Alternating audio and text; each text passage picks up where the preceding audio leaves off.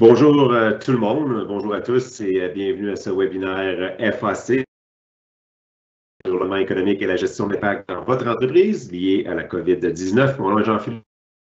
Je suis économiste en chef chez Financement Agricole Canada. Dans quelques instants ou plus tard dans le webinaire, je vais être rejoint par mon collègue Vincent Giard, président aux opérations dans l'Est de l'Ontario et le Québec. Quelques détails avant de commencer. Bien sûr, je suis à la maison, donc je suspecte, c'est-à-dire qu'entre vous le sont aussi, et donc on est un peu à la merci des problèmes techniques et de la force des réseaux Wi-Fi que nous utilisons, mais nous avons deux producteurs hors pair pour nous aider, Chris et à l'arrière-plan, à l'arrière-scène, et que si on éprouve certaines difficultés techniques, eh bien, ils seront dans la mesure de nous aider. Et donc, soyez patients, ces problèmes-là, s'ils apparaissent durant la présentation, eh bien, on se vais mentionner que nous allons aussi répondre à des questions à la fin du webinaire. Donc, le webinaire dans sa totalité devrait durer au plus 1 heure et donc nous aurons certainement le temps d'adresser certaines questions. Celles-ci vont apparaître, vous pouvez en fait déposer vos questions à la droite de l'écran dans la boîte à questions et puis nous efforcerons de répondre au plus grand nombre de questions à la fin de la présentation. Ceci étant dit, on est en direct et c'est enregistré présentement pour être ensuite diffusé sur les sites de réseaux sociaux d'FAC. Mais il y a un certain délai donc dans la diffusion, donc jusqu'à 45 secondes. Donc, il se peut que vos questions apparaissent avec un certain retard. Donc, je vous invite à les déposer dans la boîte à questions le plus rapidement possible. Donc, sans plus tarder, je vais commencer avec ma présentation. Bien sûr, on est dans un environnement unique. Donc, ce que je veux montrer à l'écran avec mon PowerPoint, c'est vraiment que les événements qui ont lieu dans les dernières années, en fait, dans la dernière année, les derniers mois, etc., ont un impact sur les circonstances dans lesquelles nous sommes présentement. Bien sûr, la crise a considérablement changé l'environnement économique, c'est sûr, mais les défis liés à la météo dans la dernière année, les problèmes de production, les défis liés au transport, la guerre commerciale entre les États-Unis et la Chine, la peste porcine africaine et le manque de protéines, la disponibilité des protéines animales en Chine, etc. Tout ça fait en sorte que ça dicte un peu, si vous voulez, ou ça façonne l'environnement économique dans lequel nous sommes. Donc, nous sommes où nous en sommes présentement, mais aussi le cours passé a un impact aussi sur les circonstances et le marché dans lequel nous évoluons présentement. Donc, gardez ça à l'esprit. Je vais y revenir plus tard lorsque je parlerai plus en détail de certains secteurs spécifiques. J'aime toujours commencer une présentation en parlant de l'aspect plus macroéconomique, parce qu'évidemment, il y a des variables macroéconomiques qui ont un impact important sur la profitabilité des entreprises dans le secteur agricole et agroalimentaire. Si on regarde, par exemple, l'activité économique, bien celle-ci a déjà diminué considérablement. On a plusieurs travailleurs qui ont maintenant besoin d'assistance. Et c'est évident maintenant qu'au premier trimestre de l'année, donc les 3 premiers mois de l'année, et aussi au deuxième trimestre, certainement, pour avril, mai, juin, on va avoir enregistré un ralentissement économique important. Donc, ça tombe dans la définition d'une récession. Une récession est lorsqu'on enregistre 2 trimestres consécutifs de déclin économique, mesuré par le produit intérieur brut ou le PIB. Donc, on s'attend vraiment à une grosse diminution au deuxième trimestre. On parle même peut-être d'une diminution sur une base annualisée là, de l'ordre de 25% au Canada et aux États-Unis. Donc, on va avoir un important ralentissement économique. On n'a pas encore vu toute l'étendue du ralentissement économique. C'est évident qu'on parle beaucoup d'aplatir, en fait, pas évident, mais on parle beaucoup d'aplatir la propagation de la maladie, d'aplatir la courbe de propagation de la maladie. Bien, on peut penser à la même chose du côté économique, d'aplatir la courbe économique, c'est-à-dire de minimiser le ralentissement que l'on va vivre à la fin ici du premier trimestre et aussi au deuxième trimestre en avril et mai. Parce qu'en minimisant ces difficultés-là, ben, on peut, en aplatissant cette courbe économique-là, on peut minimiser les impacts négatifs que ça va avoir sur beaucoup de familles canadiennes. Les prévisions sont toujours sujets à changement. Il y a vraiment, ce qu'on ne connaît pas encore, c'est l'ampleur et la durée de la crise. Par contre, on sait qu'il va y avoir une reprise. On ne connaît pas non plus l'étendue de la reprise. Et c'est de faire tout ce qui est notre possible présentement pour s'assurer qu'on a une reprise la plus robuste et la plus rapide possible, une fois qu'on sera capable d'un peu de minimiser ou d'élargir ou de réduire, si vous voulez, les directives liées à la distanciation sociale et etc., le confinement qu'on leur demande aux citoyens canadiens. Si on regarde un peu une lueur positive du côté de la Chine, bien, on a commencé la reprise économique. Les petites et moyennes entreprises roulent présentement, il est rapporté à peu près à 60-70% de leur capacité. Les grandes entreprises sont près d'une capacité à plein régime, etc. Donc, il y a une certaine reprise, il y a une certaine levée des restrictions au mouvement des personnes, au mouvement des biens, etc., qui font en sorte qu'il y a une reprise économique qui se dessine à l'horizon pour la Chine. Il y a encore beaucoup d'inconnus, évidemment. C'est pas dire qu'ils sont sortis nécessairement de tout le trouble dans lequel ils étaient il n'y a pas trop longtemps, mais il y a certainement une reprise qui se dessine, ou un début de reprise qui se dessine. Il va voir maintenant savoir comment cette reprise-là va évoluer. Bien sûr, au niveau macroéconomique, il y a des effets importants. Le marché du pétrole a été frappé durement au tout début de la crise. On voit ici le pétrole ou l'indice de prix de pétrole sur le marché américain. Je ne vais pas ici sur le graphique, mais l'indice de prix canadien, lui, a baissé. Le baril de pétrole, selon l'indice canadien, est en bas de 4 $ le baril. 4 $ le baril, c'est de beaucoup inférieur au coût de transport de ce baril-là. Donc, ça a des répercussions importantes pour l'économie canadienne et principalement pour cette raison, en raison du choc sur le marché énergétique. Et on pense que l'économie canadienne va probablement être ralentie un peu plus que l'économie américaine. Mais la propagation de la maladie est peut-être un peu différente du côté américain que côté canadien. Et donc, bon, à savoir comment tout ça va évoluer, c'est encore trop tôt pour le dire. Toujours est-il, on a une diminution du prix du pétrole importante et bien sûr une diminution aussi de la valeur de la devise canadienne qui est allée sous la barre des 70 sous la semaine dernière. On a vu une diminution, principalement deux choses, donc la diminution du prix du pétrole et bien sûr l'augmentation de la valeur de la devise américaine. En temps de crise, en temps de ralentissement économique, le dollar américain prend de la valeur et donc notre devise a diminué. Cette diminution-là qu'on a vue, on est passé autour de 76, un peu au-dessus de 76 sous au début de l'année 2020, en dessous, un peu légèrement en dessous de 70 sous. Bien, cette baisse-là de la devise canadienne n'a pas été aussi significative que celle qu'on a observée, par exemple, pendant la récession de 2008-2009. Donc, à ce moment-là, le dollar canadien, par contre, était à un niveau totalement différent qu'il l'était au début de l'année. On était à parité, on a vu le dollar baisser de quelque chose comme 26% sur une période de quelques mois. Donc, je m'attends à ce que le dollar canadien rebaisse possiblement en dessous ou diminue en dessous, si vous voulez, de la barre des 70 sous. Et au fur et à mesure qu'il y a plusieurs autres nouvelles économiques qui vont arriver, il y a encore beaucoup d'informations que l'on ignore. Il y a toujours un certain délai entre le temps où les choses se produisent sur les marchés et au moment où on collecte l'information. Donc, au fur et à mesure qu'il y a certaines autres informations qui entrent, pour moi, je pense qu'il est normal de s'attendre à ce que le dollar canadien subisse un petit peu plus de pression encore. Mais à un certain moment, il y aura un rebond. Jusqu'où il peut baisser? Bien, je m'attends que 65 sous est probablement pour moi le plancher absolu. De le voir baisser sous la barre de 65 sous serait très, très, très, très surprenant à mon avis. Mais de le voir sous les 70 sous n'est pas nécessairement impossible. Bien sûr, les actions des banques centrales ainsi que le stimuli ou les dépenses du gouvernement, les programmes d'aide, d'assistance aux entreprises et aussi aux ménages canadiens ont eu un impact sur l'économie et l'action des banques centrales a aussi eu un impact sur les coûts d'emprunt des entreprises. Donc, le graphique que vous avez présentement à l'écran, ce sont les coûts moyens d'emprunt des entreprises. Vous voyez qu'à l'extrême droite, on a une diminution importante.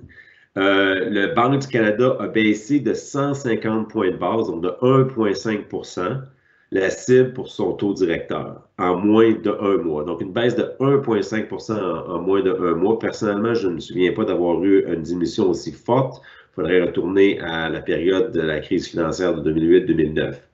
Donc, les taux de court terme ont baissé de façon très significative. Les taux de long terme ont aussi baissé.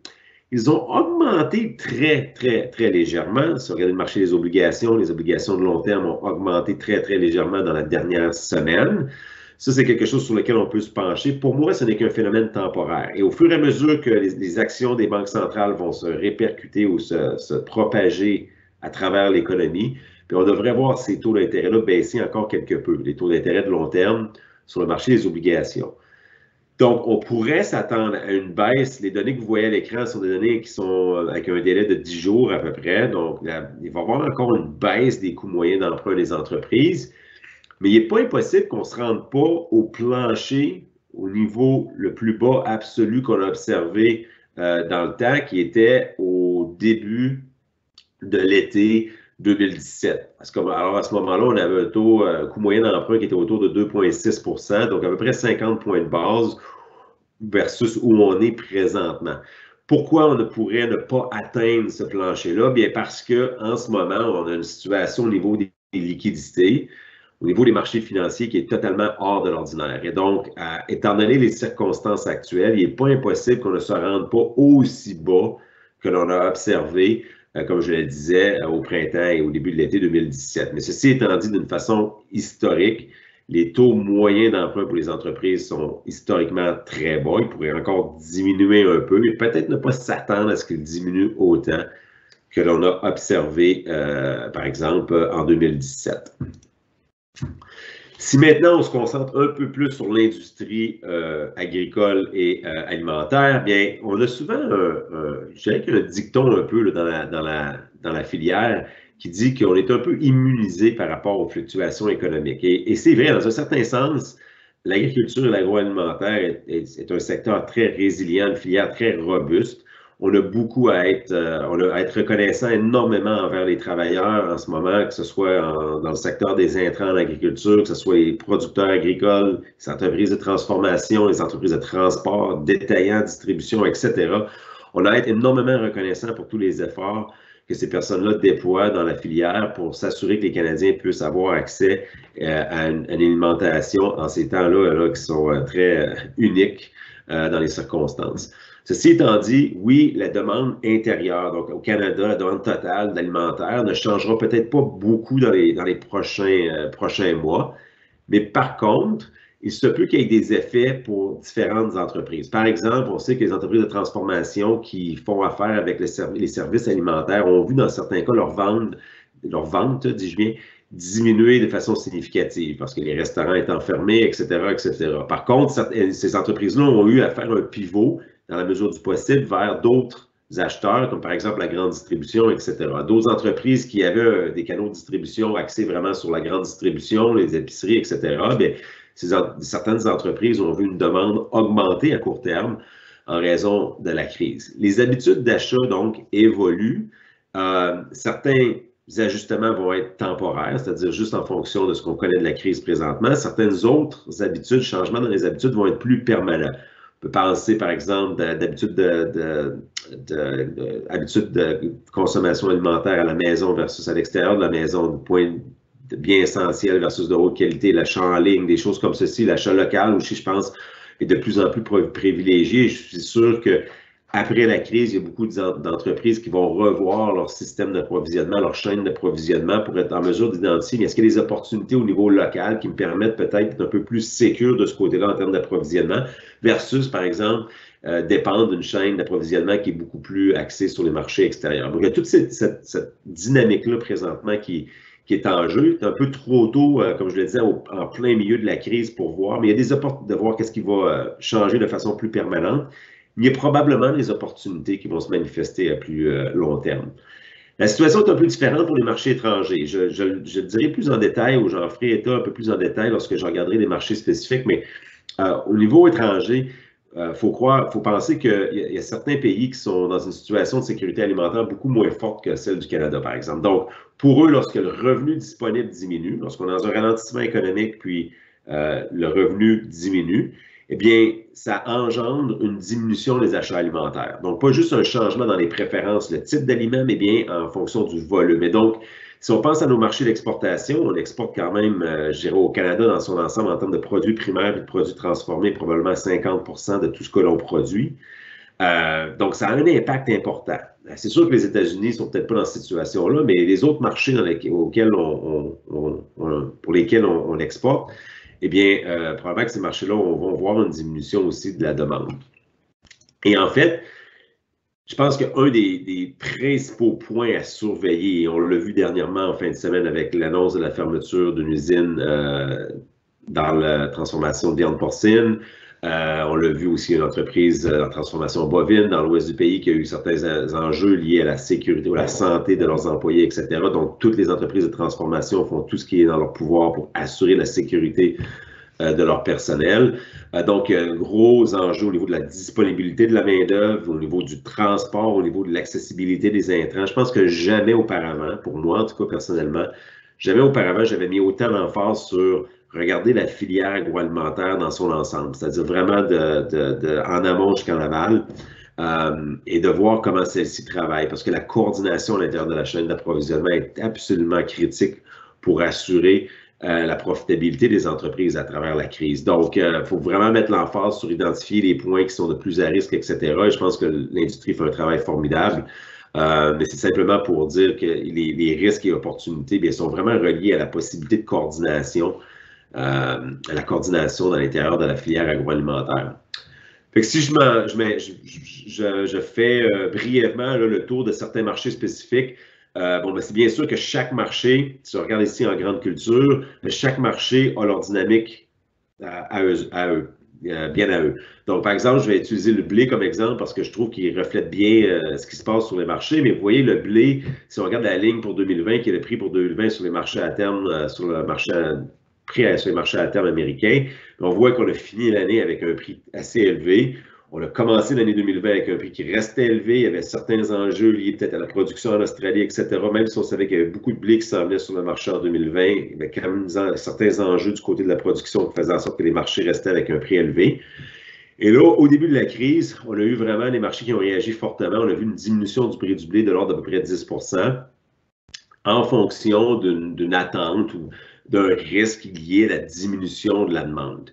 Donc, on avait une production forte qui s'en venait. On pensait que peut-être il y aurait une diminution importante de la demande. Et donc, vous avez vu les marchés réagir assez fortement au tout début de la crise. Et après, on a vu ces enjeux-là qui étaient beaucoup liés du point de vue de la demande, bien, se sont retournés du côté de l'offre maintenant. Parce que si on regarde maintenant ce qui se passe du côté de l'offre, on a certains enjeux, par exemple, par rapport à la disponibilité du blé, si on en tient compte peut-être de la politique de la Russie qui veut minimiser ou restreindre, je devrais dire, les exportations de blé de leur pays. Donc, en restreignant ces exportations-là, on pense que le prix du blé sur le marché mondial pourrait augmenter. Et de ce fait, le prix est au plus haut niveau qu'il ne l'a été dans les 12 derniers mois présentement. On a aussi réalisé que la demande, oui, c'est vrai, la demande a pu être affectée dans certains marchés émergents, mais si on regarde la demande pour les meuneries, etc., on a vu l'utilisation en fonction des achats des consommateurs qui ont commencé à stocker les biens alimentaires. On a vu cette demande-là prendre beaucoup plus, un peu plus de volume. Et donc, raffermissement de la demande combiné avec un transfert des inquiétudes ou, si vous voulez, des enjeux liés du côté de la demande vers le côté de l'offre. Et on a vu ce prix-là augmenter. Donc, du côté du soya, c'est un peu le même principe. On a, encore une fois, vu une diminution du soya lorsque la crise a éclaté. Encore une fois, on se disait que la demande allait avoir un impact négatif sur le prix. Ça a été le cas. Et après, bien, on a complètement changé un peu l'emphase. Maintenant, on est beaucoup plus préoccupé par les problèmes d'approvisionnement. Si on regarde en Amérique du Sud, certains problèmes liés au transport du soya vers les ports d'exportation, soit au Brésil, en Amérique du Sud ou en Argentine, font en sorte qu'on a, dans certains cas, un enjeu lié à la disponibilité du soya sur le marché mondial. La demande de la Chine reste très forte présentement, malgré qu'ils ont peut-être un peu moins besoin de tourteaux de soya, étant donné la diminution de leur cheptel porcin, mais il reste que la demande reste forte, étant donné la quantité. Donc, on a vraiment changé un peu. On avait des enjeux du côté de la demande au tout début de la crise. Maintenant, on a des enjeux du côté de l'approvisionnement. Et c'est un peu le message que je veux véhiculer, c'est-à-dire que on va probablement, au courant de la crise, au fur et à mesure qu'on rentre dans le mois d'avril, au mois de mai, et là, après ça, espérons-le, une porte de sortie de la crise, on va probablement avoir des prix qui diminuent et qui augmentent comme ça là, sans cesse. Et donc, ça reste quelque chose à surveiller parce qu'il va y avoir une volatilité des prix au fur et à mesure que le marché se promène d'enjeux, préoccupations liées à l'offre versus préoccupations liées à la demande. Donc, je m'attends à beaucoup de volatilité encore sur les marchés. Il n'est pas impossible de voir les prix encore grimper quelque peu. Et donc, si on est capable d'avoir une bonne saison en grande culture avec des rendements considérables, ou en tout cas des moyens, des rendements en lien avec ce on peut espérer, mais il n'est pas nécessairement impossible de voir qu'on aura, de penser qu'on pourrait avoir une année quand même qui est très raisonnable en termes de revenus du côté des grandes cultures. Il reste encore qu'il va y avoir peut-être beaucoup de volatilité Il reste des questions sur la disponibilité des intrants. Donc, tout ça, il faut s'assurer qu'on a une chaîne d'approvisionnement qui reste fonctionnelle et efficace. Mais il n'est pas impossible de voir qu'on aura une année, somme toute, qui peut être positive malgré la crise. Du côté du maïs, ce qu'il faut surveiller, c'est je l'appellerais la destruction de la demande du côté de l'éthanol. Il y a beaucoup une estimation conservatrice, c'est qu'on pense qu'il y a à peu près au moins, tout le moins, au minimum 5 de la demande en termes de boisseaux de maïs qui n'iront pas en transformation pour de l'éthanol, et ça pourrait être plus. On pourrait parler de 10 des quantités qui ont été utilisées l'an dernier, peut-être même 15 Il y a un gros ralentissement du côté des déplacements aux États-Unis, ce qui fait en sorte que la demande pour tout ce qui est carburant est beaucoup moins élevée. Le marché de l'éthanol a été frappé très durement. Tout de suite au début de la crise, on a vu une diminution du prix de 26 d'éthanol. Donc, c'est pour ça qu'on voit le maïs présentement être sous pression sur les marchés.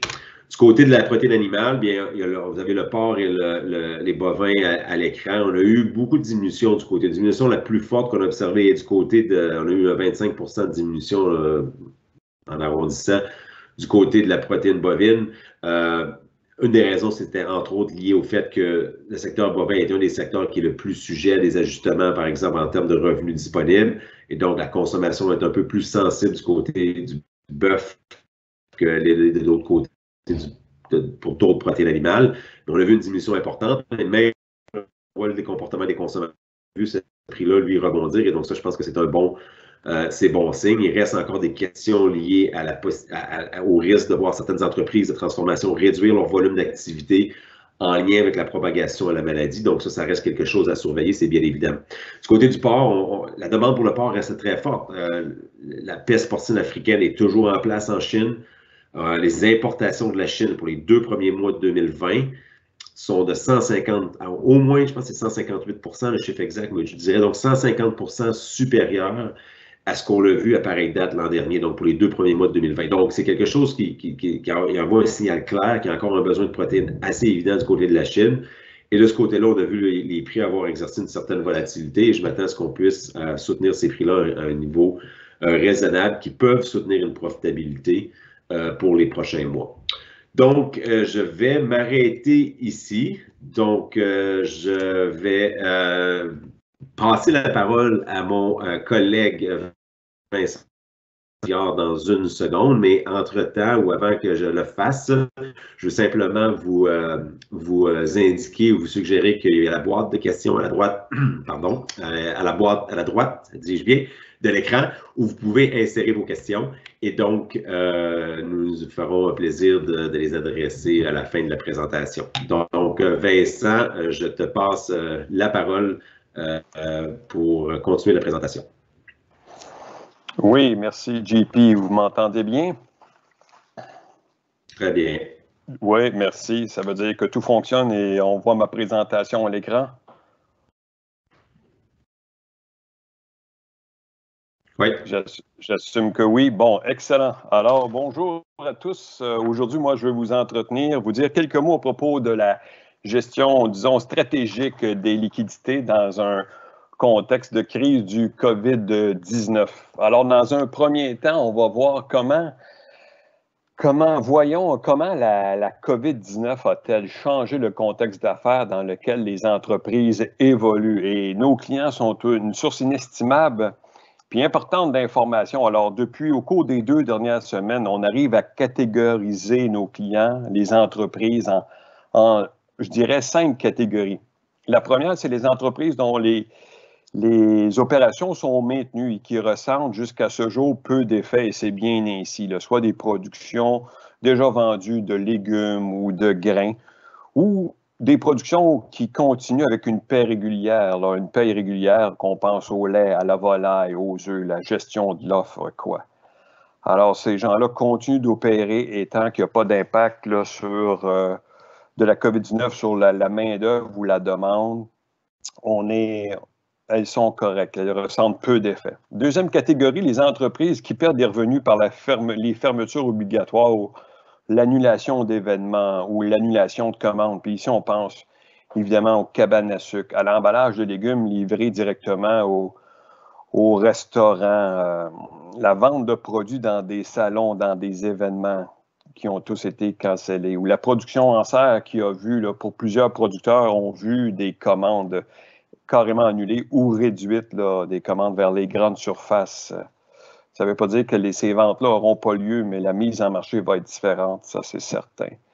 Troisième catégorie, les agriculteurs à temps partiel, hein, des entreprises où il y a peu d'effet sur les ventes agricoles, mais dont le coût de vie ou certaines dépenses sont assurées en partie ou en totalité par leur revenu extérieur. Et malheureusement, un des deux conjointes a perdu son revenu extérieur. Alors pour ces gens-là, l'impact de la COVID est important et le besoin de liquidité, de gérer les liquidités, les grandement. Quatrième catégorie, je vous dirais des petits transformateurs alimentaires qui vendaient dans le HRI, HRI étant hôtel, restaurant, institution.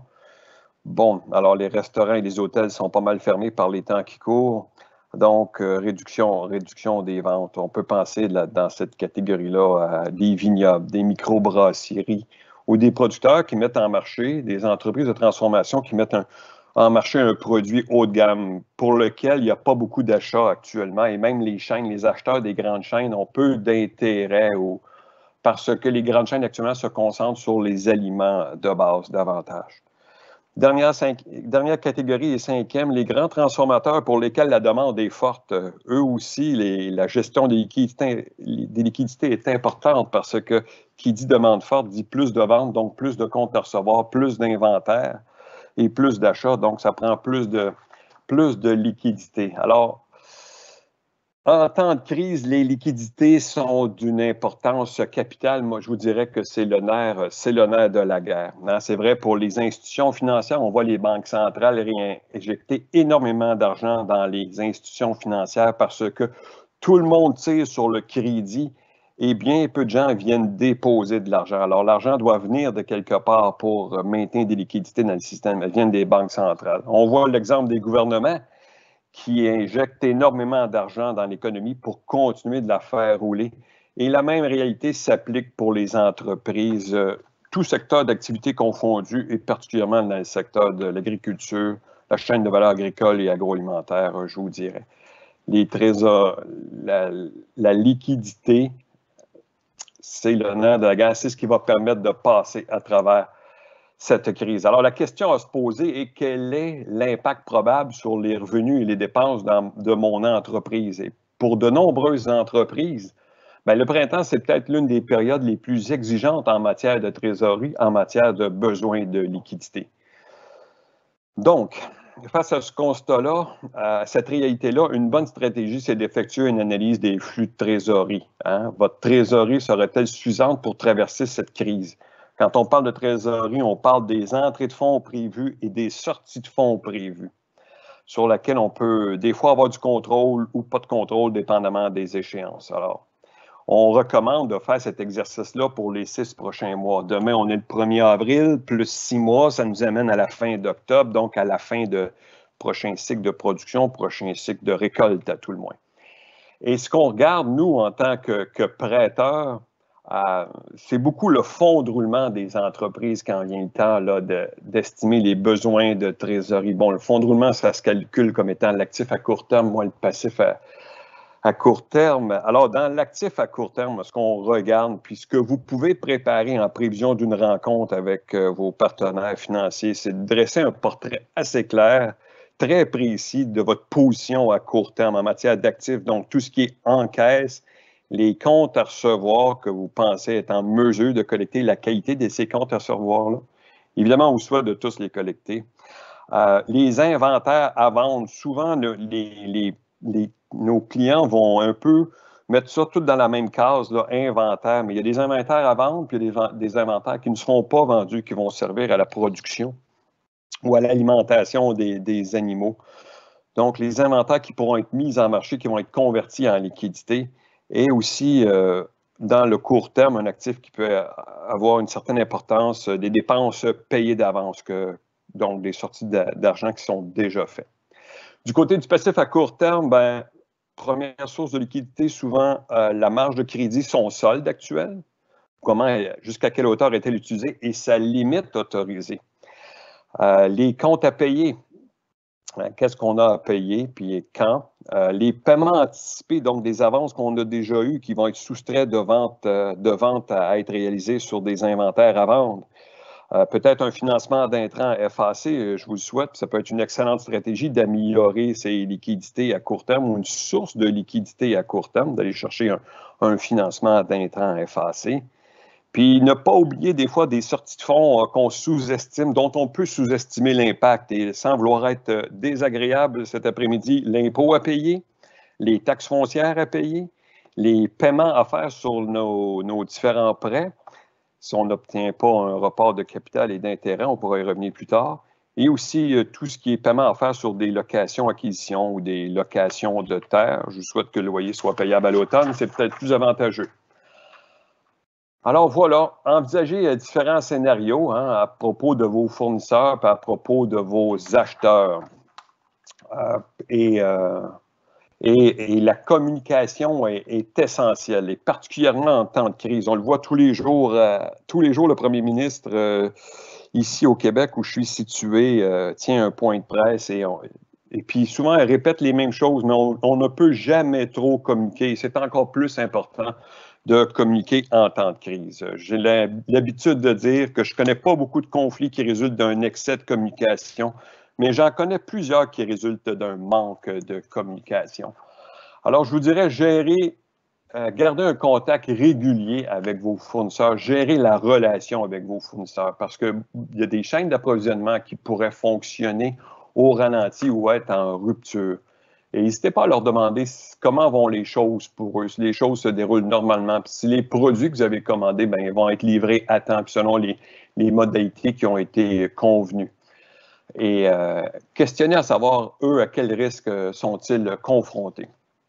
Et ça inclut vos partenaires financiers, que ce soit FAC ou votre autre institution financière, votre comptable ou fournisseur d'intrants. N'hésitez pas à entrer en contact avec eux, s'informer de leur situation et partager votre situation. C'est vraiment dans ces échanges-là que souvent les meilleures solutions se trouvent. Et la même logique s'applique du côté des acheteurs. Gardez un contact régulier avec les acheteurs de vos produits si c'est nécessaire. Est-ce que, évidemment, des questions de base ici, mais existe-t-il toujours une demande pour vos produits? Êtes-vous en mesure d'assurer la livraison de ces produits-là? Et vos clients sont-ils en mesure de vous payer à l'intérieur des termes convenus ou de vous payer tout court? Ont-ils les liquidités? Comment prévoir l'imprévisible? Personne ne s'attendait à une telle ampleur de la crise du COVID-19, mais bon, on est dedans. Alors, comment prévoir, comment s'assurer qu'on peut traverser la prochaine année récolte? Moi, je vous dirais, c'est en faisant des scénarios. Premièrement, un scénario de prix, un scénario de rendement, prix et rendement, finalement. Et deuxièmement, un scénario de coût d'opération peut-être plus élevé que moins élevé à cause du coût des intrants qui peut souvent être déterminé en dollars américains, comme l'expliquait Jean-Philippe, et aussi la main-d'œuvre. Les mesures de distanciation sociale pourraient amener des coûts accrus en matière de main-d'œuvre. Donc, comment prévoir l'imprévisible? C'est en faisant des scénarios puis en déterminant celui qui est le plus réaliste en fonction de la situation, puis de voir quels sont les impacts financiers sur mon entreprise à moi, sur les entrées et les sorties de fonds. Et on revient encore à la liquidité nécessaire pour faire face à ces différents scénarios-là. Quelles occasions émergeront de cette crise? Jean-Philippe, tu y as fait référence un peu. Moi, je pense que cette crise-là, elle va nous changer tous. Puis elle va aussi changer le consommateur. Déjà, une tendance très forte qu'on observe, c'est l'achat en ligne. Les chaînes ne s'attendaient pas à une telle augmentation de la demande des achats en ligne. Évidemment, beaucoup de gens sont confinés à la maison, ils n'osent pas sortir, ils ne peuvent pas sortir. Si bien qu'il y a plusieurs jours de délai avant de pouvoir se faire livrer sa commande d'épicerie. Et je crois que par la force des choses, les gens vont y prendre goût. L'essayer, c'est l'adopter. Donc, je pense qu'on va voir une augmentation des achats en ligne et à terme, on pourrait avoir une diminution de la taille des épiceries. C'était déjà une tendance annoncée. Je crois que la crise du COVID va accélérer cet état de fait, ça va devenir la réalité plus rapidement. Également, la consommation à la maison. Jean-Philippe y a fait référence. Les gens cuisinent plus. Ils vont plus au restaurant. On sait que les minoteries, ceux qui produisent de la farine, peinent à suffire à la demande. Les étalages dans les épiceries pour de la farine sont souvent vides ou très peu remplis. Alors, c'est un signe que les gens cuisinent davantage. L'achat local, définitivement. Et je crois qu'il y a une opportunité pour les entreprises agricoles qui avaient de la difficulté à accéder à la tablette d'épicerie. Les entreprises agricoles, mais aussi les entreprises agroalimentaires qui se plaignaient de la difficulté d'accéder à la tablette, bien, je crois que le fait que les gens vont acheter davantage en ligne, il y a là une opportunité pour les entreprises agricoles qui peuvent vendre directement aux consommateurs d'adopter des pratiques parce que la demande va être en augmentation et le consommateur va être au rendez-vous. Petite prévision personnelle, moi je pense qu'il va y avoir une réorganisation du travail aussi. On le voit juste chez nous à FAC, on a été capable en quelques jours, grâce à la technologie, à déplacer tous nos employés puis à travailler en télétravail et ça fonctionne pas mal bien, assez bien, mieux qu'on ne le croyait. Ce qu'on peut entrevoir au sortir de la crise, c'est davantage de télétravail. Donc, il va y avoir plus de pieds carrés d'immeubles commerciaux à louer pour deux raisons. Je crois qu'il y a des commerces, des magasins qui n'ouvriront pas, malheureusement. Et aussi, on va entrer dans une nouvelle ère où les employés n'ont pas besoin d'être tous localisés en un même endroit. Donc, il pourra y avoir des pieds carrés à louer. Alors, voilà. Et il va y avoir des dernières choses que j'entrevois ou une occasion qui va émerger de cette crise. Une autre occasion, c'est un rebond des consommateurs. Bien sûr, pour les prochaines semaines, les prochains mois, les pronostics sont moins favorables. Mais au sortir de la crise, le consommateur pourra avoir envie de se gâter, de faire des achats discrétionnaires. Donc, retourner dans les restaurants, retourner à la ferme, visiter des fermes, sortir de chez lui. Donc, il y a probablement là une opportunité là, pour les entreprises agricoles, les entreprises d'agrotourisme ou les entreprises qui vendent à la ferme à l'automne. Je pense que le timing pourrait être, je l'espère à tout le moins que le timing sera bon. Alors voilà, ça fait le tour de ma petite présentation. On a le temps pour une période de questions et réponses. À toi, Jean-Philippe. Merci Vincent, c'est moi qui va avoir le plaisir d'animer ou de gérer la période de questions. J'ai des questions qui ont déjà commencé à rentrer. Je vais me permettre, vu que c'est moi qui anime le tout, Vincent, je vais pouvoir te refiler les questions les plus difficiles. C'est bien aimable à toi. Toujours aimable. Je fais mon possible. On a plusieurs questions sur les taux d'intérêt, sur le coût de financement, etc. Je vais en répondre à quelques-unes et Vincent, j'aimerais aussi t'entendre juste après sur l'opportunité de de fixer les taux d'intérêt sur le long terme et sur ce qui se passe au niveau des liquidités aussi, la prime de liquidité sur les marchés financiers. Mais on a des questions principalement sur les coûts de financement. Est-ce qu'on peut s'attendre à ce que le coût de financement va tomber dans les... ou quelles sont les prévisions d'FAC pour le financement pour les 6 prochains mois. Puis je pense qu'on peut avoir une légère diminution encore en termes de coûts moyens. Les coûts des courts termes sont au plus bas. La Banque centrale est officiellement très peu enchantée de la possibilité d'avoir des taux d'intérêt négatifs. Donc, à court terme, on a vu probablement ce qu'on avait à avoir. Et du niveau de long terme, bon, au fur et à mesure qu'on donne la possibilité à la Banque du Canada d'établir son programme d'assouplissement quantitatif, bon, monétaire, etc., peut-être va encore avoir un petit peu plus de pression sur les coûts des fonds à long terme et donc d'avoir des pressions à la baisse sur les coûts d'emprunt pour les entreprises. Mais il n'y aura pas de grosse diminution. Ceci étant dit, ça va prendre encore un bon bout de temps avant de voir les taux d'intérêt se relever.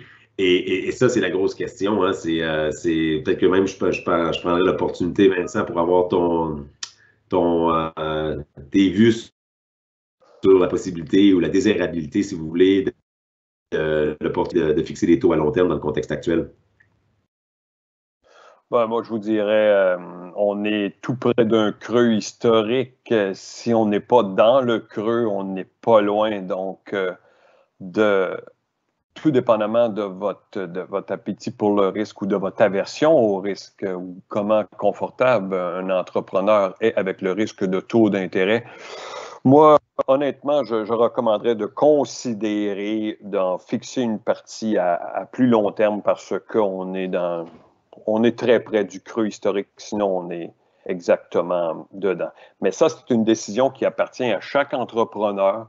Ça dépend de sa situation financière, puis ça dépend de sa volonté de peut-être payer quelques points de base de plus là, pour s'assurer d'une paix d'esprit à long terme, puis de gérer son risque de taux d'intérêt pour des termes plus longs de 3, 4, 5 ans, même 7 ans ou 10 ans même.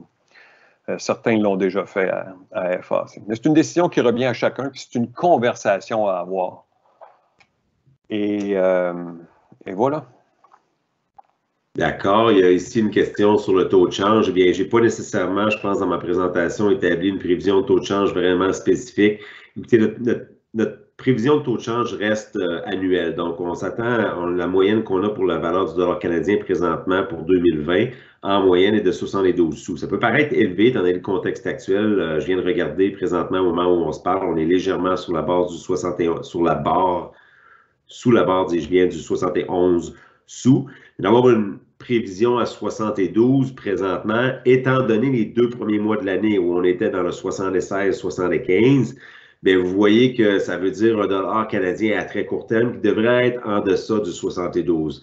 En fait, même, je pense que pour la majorité du deuxième trimestre, on parle des mois d'avril, mai, juin, pour moi, il n'est pas impossible de voir le dollar vraiment être sous la barre des 70 sous et on pourrait par la suite avoir un certain rebond du dollar canadien. Mais maintenant, il y a une deuxième question sur le marché énergétique et la possibilité de voir le prix du pétrole remonter.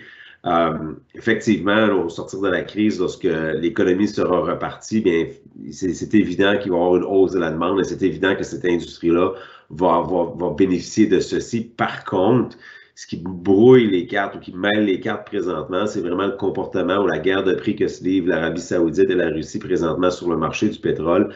Il n'y a pas si longtemps, on prévoyait que l'Arabie saoudite serait en mesure de durer longtemps, si vous voulez, d'être longtemps engagé dans une guerre de prix. Puis c'est plus le cas maintenant. Elle fait face à des difficultés financières, alors que la Russie, d'un certain côté, je pense que le vent a changé de bord un petit peu. La Russie est probablement plus en mesure de soutenir cette guerre de prix-là. Ça va être intéressant de voir le leadership ou le manque de leadership peut-être des États-Unis pour régler le conflit. Mais je pense que les prix vont rester bas. Et donc, du côté coût des intrants, si vous voulez, pour les entreprises dans le secteur agricole et aussi dans le secteur agroalimentaire, mais je pense que c'est peut-être une bonne nouvelle de voir leurs coûts diminuer de ce côté-là. Vincent, il y a une question ici, je pense que tu l'as adressée, mais peut-être on pourrait y revenir brièvement. Il y a une question sur les chaînes d'approvisionnement et puis l'approvisionnement local. On parle de fruits et légumes et la possibilité de voir les consommateurs se tourner ou non vers les circuits courts. Jusqu'à quel point tu penses que le changement de comportement présentement que l'on voit au niveau de la consommation pourrait être durable?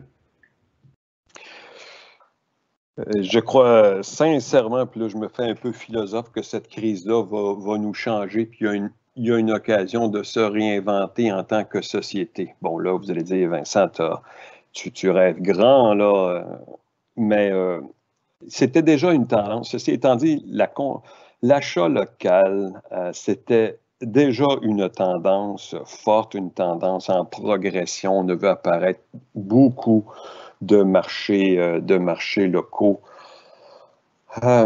marchés publics dans les villes au cours des dernières années. C'est une tendance qui ne s'essouffle pas.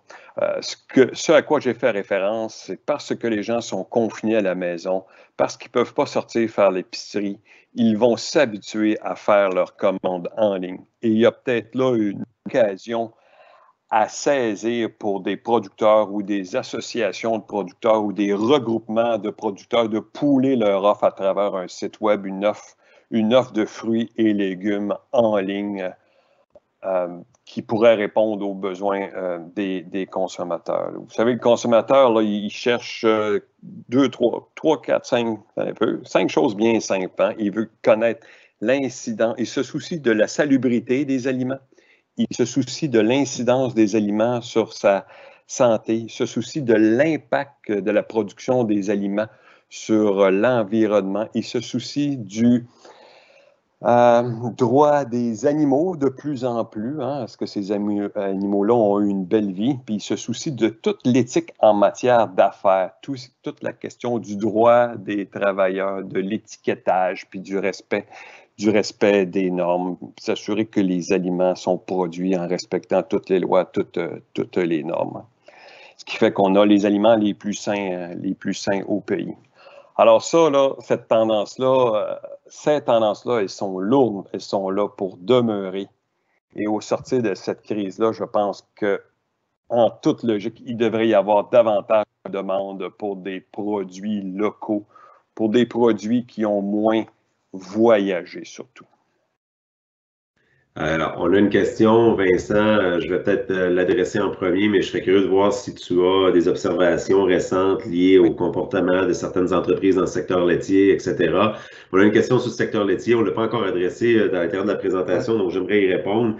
On se demande si on anticipe ou si on anticipe ou on a encore vu ou mesuré une quelconque diminution de la production ou consommation des produits laitiers dans les pays touchés. Ici au Canada, présentement, c'est évident qu'on n'a pas encore toutes les données nécessaires, mais en allant dans la crise, en amorçant la période juste avant le déclenchement de cette crise-là, on avait des perspectives liées à la consommation qui, somme toute, pour moi, restaient absolument positives. On parlait d'une augmentation des besoins totaux dans le marché interne de l'ordre de 2 à 3 pour l'année 2020, malgré tout ce qu'on connaît à propos des ententes commerciales, etc. Donc, pour moi, les perspectives restaient positives. Comme je l'ai dit, je n'ai pas nécessairement de données qui sont très présentement là, à jour. Par contre, j'ai eu le plaisir de voir une étude liée au comportement des consommateurs. Donc, ça reste un sondage. Ce ne sont pas des données sur les quantités nécessairement achetées des consommateurs. Ça reste des intentions d'achat. Mais ce sondage-là, qui n'est pas encore publié, mais donc j'ai pu voir un certain résultat préliminaire, laisse croire que pour ce qui est des produits laitiers en termes d'habitude d'achat, de consommation, en fait, ça pourrait même être ce qu'on entrevoit de comportement, de changement de comportement pourrait même être quelque peu positif pour l'industrie. Il semble que les produits laitiers soient possiblement au Canada un secteur qui peut être privilégié là, en termes de consommation. Donc, pour moi, en ce moment, il n'y a pas encore un risque quelconque là, qui se dessine à l'horizon pour l'industrie. Vincent, je ne sais pas si tu as observé ou certaines observations à faire liées aux producteurs laitiers. Oui, j'ai été en contact avec des dirigeants d'AgroPure assez haut placés qui me faisaient part d'une augmentation de la demande du lait liquide d'au moins 20 depuis 2-3 semaines, depuis que les enfants sont à la maison. Et le parallèle est assez facile à faire. Les enfants, c'est comme des veaux, hein? Quand ils sont à la maison, ça boit du lait. Alors, demande très forte pour le lait liquide, c'est ce qui explique selon toute vraisemblance, l'augmentation d'une journée de production qui a été annoncée pour, je pense que c'est pour avril, mars, on était peut-être un peu tard. Corrigez-moi, mars ou avril, en tout cas, je suis sûr qu'il y a eu une journée d'annoncée. Et ça, c'est très positif. Alors, espérons que, encore une fois, la crise va nous changer, que le consommateur et les enfants vont reprendre goût à boire du lait puis à mettre du lait dans la boîte à lunch, même si des fois c'est un peu compliqué et qu'on va continuer de consommer davantage de lait liquide, une classe de lait qui est mieux rémunérée. Ça se fait un peu, à ce qu'on me disait, au détriment des fromages fins. On peut comprendre, en période de crise, on va se replier, le consommateur va se replier vers le lait, probablement des fromages industriels moins chers. Je ne veux pas en nommer pour ne pas être offensant pour personne. Ça peut peut-être se faire au détriment des fromages fins, par exemple. Espérons, la chose à espérer, à inclure dans nos intentions de prière ou nos demandes à l'univers, si vous n'êtes pas croyant, c'est qu'il n'y ait pas que la maladie, que le virus n'entre pas dans des usines, dans de trop nombreuses usines. Une ou deux, ça peut aller, mais trop d'usines en même temps pourrait mener à des décisions vraiment difficiles en matière de gestion de l'approvisionnement, puis de gestion de la production, puis gestion des stocks. Et vous voyez un peu les conséquences, là. Bref, à tout malheur, quelque chose est bon, la demande pour le lait liquide est à la hausse. On a une question sur le marché des terres agricoles. Je vais en profiter pour mettre de l'avant la publication de notre rapport sur la valeur des terres agricoles lundi prochain, le 6 avril, si je ne m'abuse. Donc, la semaine prochaine, on aura la photo, si vous voulez, l'évolution du prix des terres pour 2019 par région à l'intérieur du Canada. Donc, je pense qu'on a au moins 9 régions, si je ne me trompe pas, pour le Québec, même plus en fait. Donc, vous aurez toutes ces données disponibles là sur le site web. Mais bien sûr, c'est une photo vers l'arrière, donc, de ce qui s'est passé dans l'année 2019. Pour l'année 2020, c'est encore trop tôt pour dire un peu qu'est-ce qui peut se passer. On n'a pas d'écho comme quoi il y a un comportement qui a changé considérablement sur les décisions, les décisions d'achat ou de vente sur le marché des terres principalement. J'ai aucun écho les choses ont évolué de ce côté-là. Bien sûr, pour moi, c'est tout le temps une question de revenus agricoles et de taux d'intérêt. On parle de taux d'intérêt qui vont rester bas pour un avenir là, rapproché. Donc, ça, c'est une bonne chose. Deuxième chose, on parle de revenus agricoles, ben, je le mentionnais lorsque je parlais des prix. On a un zigzag de prix en ce moment. En ce moment, on est à la hausse. On a vu un rebond important des prix pour les grandes cultures. Par contre, il ne faut pas penser que ce rebond-là peut durer toute la durée de la crise. On a présentement certaines inquiétudes au niveau de l'approvisionnement sur les marchés globaux. Donc, ça pousse à la hausse des prix. Là, on va voir l'évolution des décisions d'ensemencement, on va voir les ensemencements, on va voir l'évolution de la production au fur et à mesure qu'on avance dans la saison. Ça va bien sûr avoir aussi un impact, comme la crise l'a présentement, sur l'évolution des prix. Donc, je m'attends un peu plus de zigzag, de voir les prix à la hausse, c'est très bien, mais il faut aussi peut-être s'attendre à voir des prix à la baisse. Par contre, ceci étant dit, étant donné ce qu'on voit présentement sur les marchés, bien, il n'est pas impossible de penser qu'en termes de revenus agricoles, surtout dans les grandes cultures, on a une année qui pourrait s'avérer positive. Et donc, à ce niveau-là, ça ne devrait pas engendrer un gros changement sur la valeur des terres. Et d'avoir les valeurs qu'on a présentement, pour moi, c'est soutenable. C'est sûr que, et là, c'est pas lié à la crise, c'est quelque chose qu'on a déjà commencé à remarquer, là, si vous voulez, en 2019. On voit qu'il y a un peu plus de prudence, si vous voulez, en termes d'achat de terre. Et donc, ça, c'est tout à fait normal, étant donné l'évaluation très élevée là, des terres agricoles. Si je fais le tour vite, vite, vite, vite, il y a une question, Vincent, qui serait pour toi ici. Quelles sont les offres de FAC pour aider le cash flow à court terme, prêts sans intérêt pour faire des achats des intrants, point d'interrogation. Donc, si tu voulais vite, brièvement, là, pour le temps qui reste, faire un survol vite des options qui sont offertes aux producteurs pour passer à travers la crise. Oui, alors, oui, bonne question. J'avais dit que j'y revenais, alors c'est parfait pour terminer, réitérer ce qui a été annoncé. Alors, on a annoncé un train de mesures la semaine dernière pour venir en aide aux entreprises agricoles et agroalimentaires, en fait, à toute la chaîne de valeur agricole et agroalimentaire. Premièrement, tous les clients d'FAC peuvent bénéficier d'un congé de capital et d'intérêt, donc capital plus l'intérêt, pour une durée allant jusqu'à 6 mois, ou un congé de capital pour une durée allant jusqu'à 12 mois, sur un ou plusieurs prêts, selon le besoin. Alors, et ça, c'est pour ce qui est des reports. On appelle ça, ces mesures-là, des mesures de report de versement. L'intérêt et le capital sont rajoutés au capital du prêt.